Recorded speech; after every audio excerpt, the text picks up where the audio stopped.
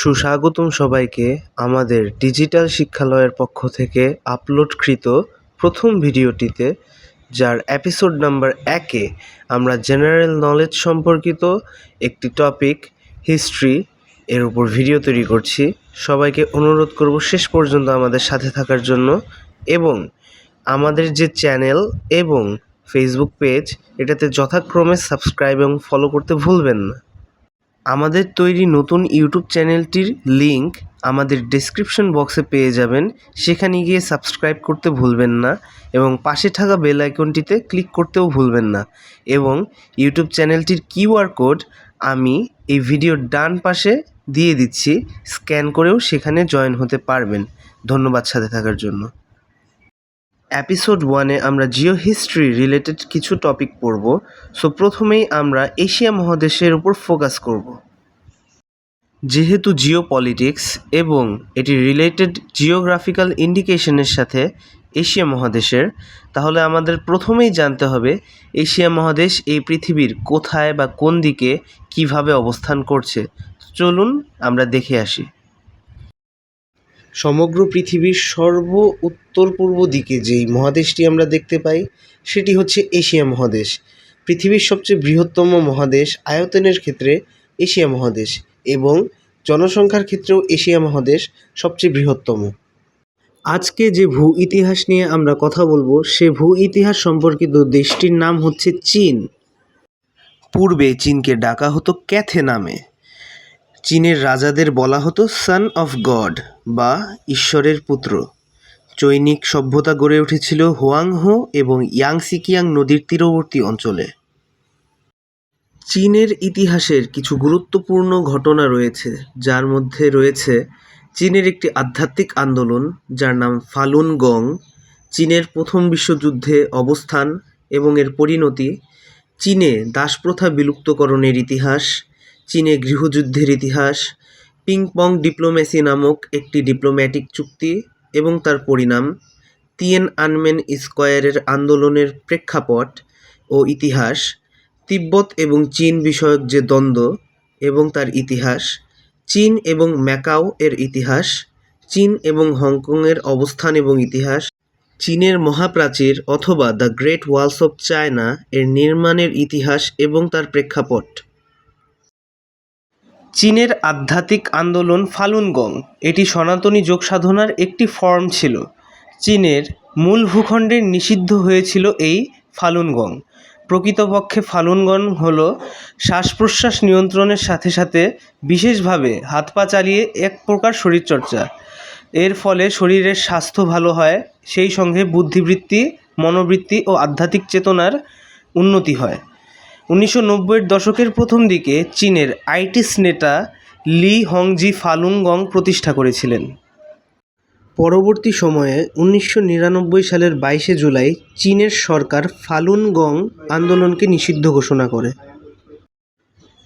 প্রথম বিশ্বযুদ্ধের সময় চীন মিত্রশক্তিকে সমর্থন করেছিল এবং বিশ্বযুদ্ধ শেষ হলে ভার্সাই চুক্তির দ্বারা জাপানকে শানধং প্রদেশের অধিকার দান করা হয়, যারই ফলশ্রুতিতে চীনের বেইজিংয়ে ছাত্রসমাজ 1919 সালের 4 মে আন্দোলনে নেমে পড়ে, যা ইতিহাসের পাতায় 4 মে আন্দোলন বা মে 4th আন্দোলন নামে পরিচিত।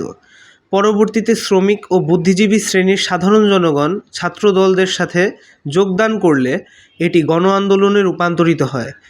চীনে এই 4 মে আন্দোলনের সময়কাল ছিল 1919 থেকে 1921 সাল পর্যন্ত। এই আন্দোলনের ফলে চীনে মার্ক্সবাদী চিন্তাভাবনার প্রসার হয়। ফলশ্রুতিতে 1921 সালের 1 জুলাই চীনা কমিউনিস্ট পার্টি প্রতিষ্ঠিত হয়। চীনের গৃহযুদ্ধ হওয়ার পেছনে যে কারণটি ছিল সেটি হচ্ছে ক্ষমতার সঠিক ব্যবহার নিহিত না করা। এই যুদ্ধের খেলার মাঠে যে 2 খেলোয়াড় ছিল তা হলো চীনা কমিউনিস্ট পার্টি ভার্সেস চীনা জাতীয়তাবাদী দল। চীনের গৃহযুদ্ধের ফলাফলস্বরূপ যা পাওয়া যায়, চীনা কমিউনিস্ট পার্টি, যার নেতৃত্ব দিয়েছিলেন মাও সেতুং, তিনি এই গৃহযুদ্ধে জয়লাভ করেন, এবং চীনা জাতীয়তাবাদী দল, যার নেতৃত্ব দিয়েছিলেন জেনারালিসিমো চিয়াং কাই শেক, তিনি এই যুদ্ধে হেরে যান। চীনা কমিউনিস্ট পার্টি বিজয় লাভ করার পর চীনের মূল ভূখণ্ডে প্রতিষ্ঠা করে গণচীন, যা বর্তমানে পিপলস রিপাবলিক অব চায়না নামে পরিচিত, এবং জাতীয়তাবাদী দলের অবশিষ্ট নেতারা চীনের মূল ভূখণ্ড ত্যাগ করে চলে যায় তাইওয়ানে। সেখানে তারা তাদের নেতৃত্ব অব্যাহত রাখতে থাকে। 1949 সালের 1 অক্টোবর চীনে গৃহযুদ্ধের অনানুষ্ঠানিকভাবে অবসান ঘটে এবং গণচীন প্রতিষ্ঠা হয়। এই গৃহযুদ্ধ ছিল 1927 সাল থেকে 1949 সাল পর্যন্ত অব্যাহত। চীনের দাসপ্রথা সংক্রান্ত কিছু তথ্য। চীনের দাসপ্রথা বিলুপ্ত করা হয় 10ই মার্চ 1990 সালে।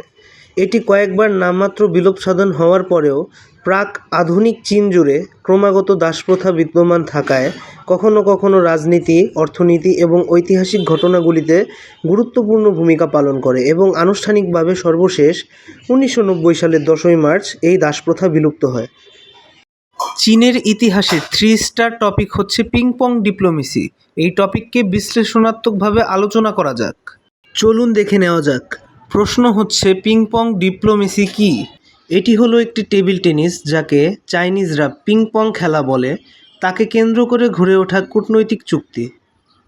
এই কূটনৈতিক চুক্তির সাথে জড়িত দুই পক্ষ হলো যুক্তরাষ্ট্র এবং চীন। 1949 সাল চীন সমাজতান্ত্রিক রাষ্ট্র হিসেবে প্রতিষ্ঠিত হলে যুক্তরাষ্ট্র ও চীনের মধ্যে সম্পর্ক ছিন্ন হয়, যার কারণবশত চীনের জাতিসংঘের সদস্যপদ বিলুপ্ত হয়ে যায়। 1971 সালে বিশ্ব টেনিস চ্যাম্পিয়নশিপ খেলা আয়োজিত হলে যুক্তরাষ্ট্রের দল চীন সফরে আসে, যার ফলস্বরূপ পিং-পং চুক্তি দুই দেশের বৈরিতার মাঝেও স্বাক্ষরিত হয়। অবশেষে চীন জাতিসংঘের সদস্যপদ ফিরে পায়।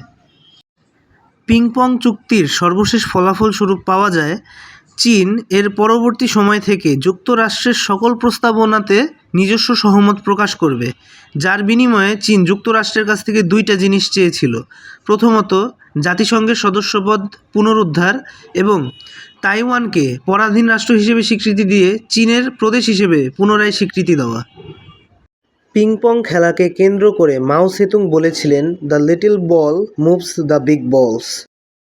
অবশেষে 29 নভেম্বর 1971 সালে চীন পুনরায় জাতিসংঘের সদস্যপদ লাভ করে এবং পক্ষান্তরে তাইওয়ান জাতিসংঘের সদস্যপদ হারায়। 1979 সালের 1 জানুয়ারি যুক্তরাষ্ট্র ও চীনের মধ্যে আনুষ্ঠানিকভাবে কূটনৈতিক সম্পর্ক পুনরায় স্থাপিত হয়। চীনের ইতিহাসের আরেকটি গুরুত্বপূর্ণ আন্দোলন হচ্ছে তিয়ানআনমেন স্কয়ার আন্দোলন, যার সূত্রপাত হয়েছিল 1989 সালের 4 জুন। এই আন্দোলনের উদ্দেশ্য ছিল গণতন্ত্র ও মত প্রকাশের স্বাধীনতার দাবি আদায়। আন্দোলনটির স্থান হচ্ছে চীনের বেইজিংয়ের তিয়ানআনমেন স্কয়ার।